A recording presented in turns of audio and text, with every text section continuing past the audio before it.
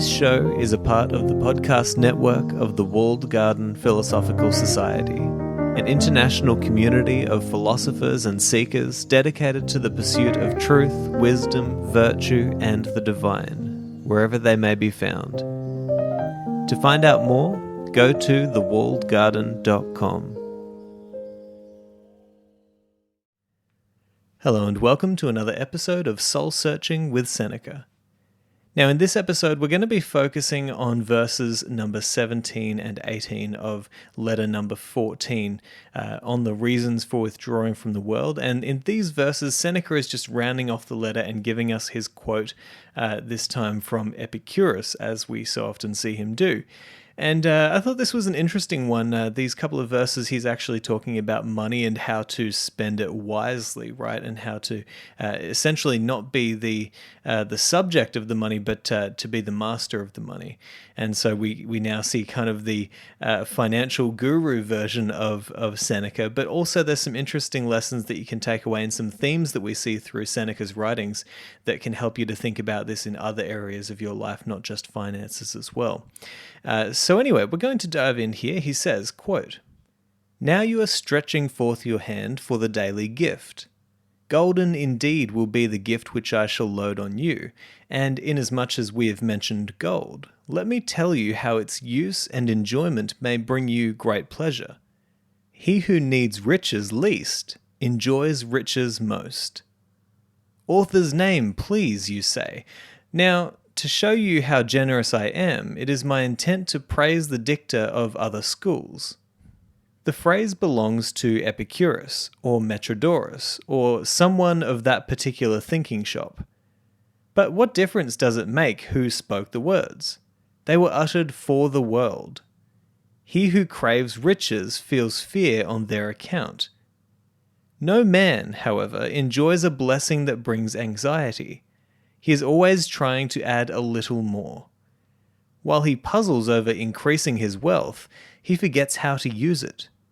He collects his accounts. He wears out the pavement in the forum. He turns over his ledger. In short, he ceases to be master and becomes a steward. Farewell." End quote. All right, so Seneca is, by way of Epicurus, talking about those kinds of people who are so obsessed with gaining and keeping money that they never actually see the benefits from actually having that money, right? And I'd like to point out a common theme here that actually runs through a lot of what Seneca says in these letters, right? So essentially he's saying, listen, okay, wealth, gaining wealth, having all of this wealth, that's not the most important thing. The most important thing is that if you have wealth, you use it wisely and you use it for good purposes that enhances life, rather than just being this kind of grasping creature always wanting more, right? Kind of like what Alan Watts said. He said something along the lines of, if you're always wondering what's next or trying to get what's next, when it does come to you, you won't be there to enjoy it or to see it, right? And I think that Seneca would share that same sentiment. So certainly the idea that I get from his writing is here. And he also shares this great idea, which is that, you want to be the master of your wealth. You want it to serve you, in other words. You don't want to be serving it, right? And you can definitely see how this is definitely flipped around in a lot of people in their lives, where they become slaves to their money because of their desire, because of their craving to have more. They become slaves to that purpose of gaining more. And do they ever actually see the full enjoyment of what that money could give them if they were to use it wisely and spend it well, right? Now, as I said earlier, I want to draw this into a common theme that we see throughout all of Seneca's writings here and throughout Stoicism as well. And is this idea that, you can chase after something, but you can actually lose sight of what the something that you're chasing is for, right? And so he would say the same thing that he says about money, about philosophy, about friendship, about our time in life, and I can give you some examples.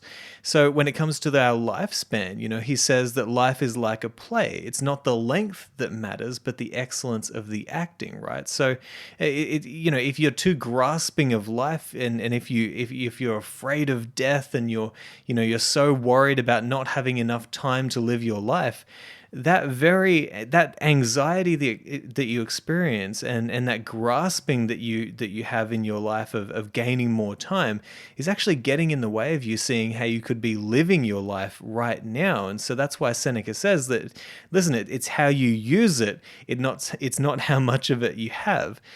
And he says the same thing about friendship. He says many people have friends, but they lack friendship, right? Because they're different things. And you need to see that, if you get into this habit of constantly wanting more and more friends, are you really spending the effort trying to go deeper with the current friends that you do have? Are you developing those relationships so that what you experience is the friendship that should come from actually having friends? And so again, we see this theme of, it's not how much you have, but it's the quality of what you do have that matters. And then he says the same thing about philosophy. We know that he talks about the fact that, you can really go too far with your philosophical study. Many of the Stoics have talked about this, including Epictetus. And the idea is simply this: how long are you going to keep on burying your head in the books before you actually see some results from the philosophy that you're studying in your everyday life? And so someone like Seneca would say, it's definitely not how many books you're reading. And in fact, he thought that reading many authors and multiple books was almost the sign of a fussy stomach. He would say, well, when are you going to show me the results from your study in your life? And Epictetus said a similar thing. He said, show me your shoulders. I don't want to see the weights that you're lifting. I want to see the results of the weights that you're lifting on your body. I want to see that they're actually changing you. And so again, this idea is, it's not quantity, it's quality. And this is just something to meditate on in your life, because everything and this is one of the brilliant aspects of Stoic philosophy, is that they teach this, that everything can turn into a vice if you're doing it way too much, or you're being too grasping, or you're trying to constantly add more, including something like study. And to a lot of people, that's a surprising idea, because we think, well, how could you possibly study too much? But the Stoics would say, well, if you're doing it way too much and you're not actually implementing that in your life, or if it's getting in the way of you having a flourishing existence because you're so addicted to more and more and more information, then it's getting in the way of your flourishing life, and that can turn into a vice, absolutely.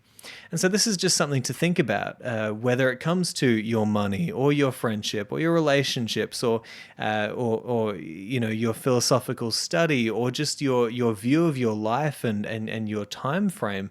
This is something to think about. It's the quality of the acting, as Seneca might have said, not necessarily the length of the play that matters. And so I guess I'll leave it there. I hope you've taken a few things away from this. I think it's an interesting side of Seneca, but I hope that you see the themes that run through, because that's going to help you to really grasp these ideas far better than taking them, I guess, individually as they come. So I'll talk to you next time, and I hope you enjoyed this episode.